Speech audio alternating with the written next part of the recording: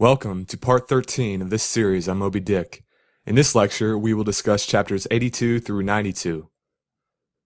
In chapter 82, Ishmael explains that the history of whaling is rife with heroes, prophets, and even gods. Perseus, St. George, Hercules, Jonah, and Vishnu, there is a member roll for you. What club but the whalemen's can head off like that? In chapter 83, Ishmael provides answers to several questions posed by a Nantucket sailor about the veracity of the story of Jonah and the whale. The Nantucket sailor, named Sag Harbor, objects that a man could not survive in the gastric juices of the whale, nor be swallowed by a right whale, considering that the right whale has a large enough mouth to swallow a man, but does not have a large enough windpipe. Ishmael responds that Jonah could have survived within the mouth of the whale, which is nearly 12 feet high. In chapter 84, Ishmael describes another whale chase in which Stubb kills a whale. During this battle, Stubb utilizes a pitchpole to kill the exceedingly strong and swift whale. A pitchpole is longer than a regular harpoon and can be cast further. From a distance of nearly 40 feet, Stubb throws the pitchpole and it strikes the whale in its spout hole, causing the whale to spout blood. Stubb rejoices after his successful throw. "'Tis July's immortal 4th, all fountains must run wine today."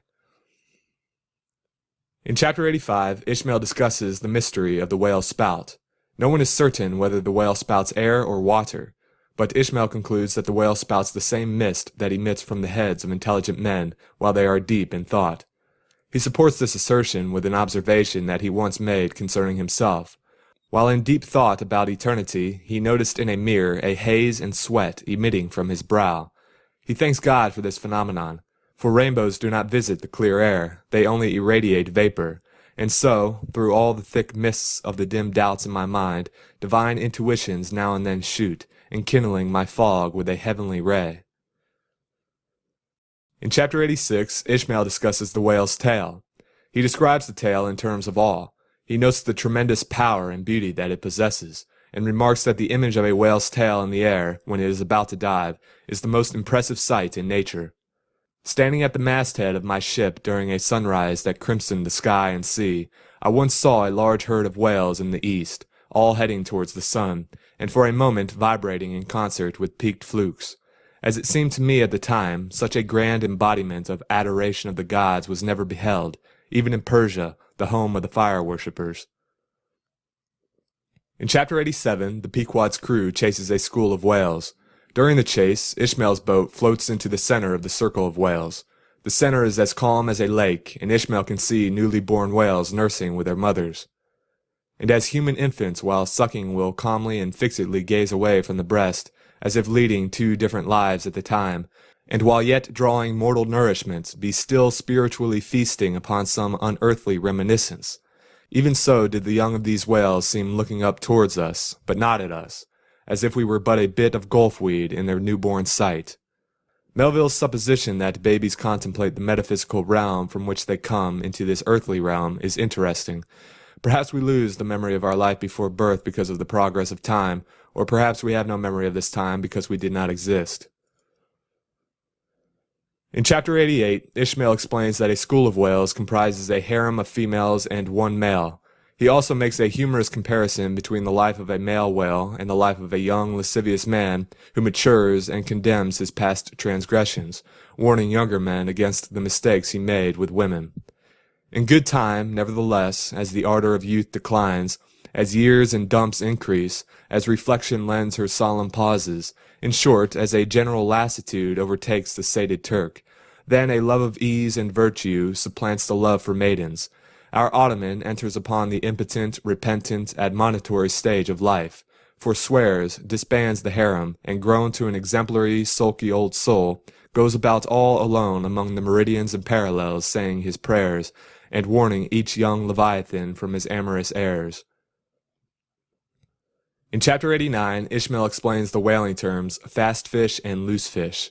A fast fish is a whale that is connected to a boat by a harpoon line, or a whale that bears a marker placed there by a boat crew. The party that harpooned the whale or placed the marker on the whale has a claim to the whale. A loose fish, on the other hand, is any other whale, and is fair game to all whalers.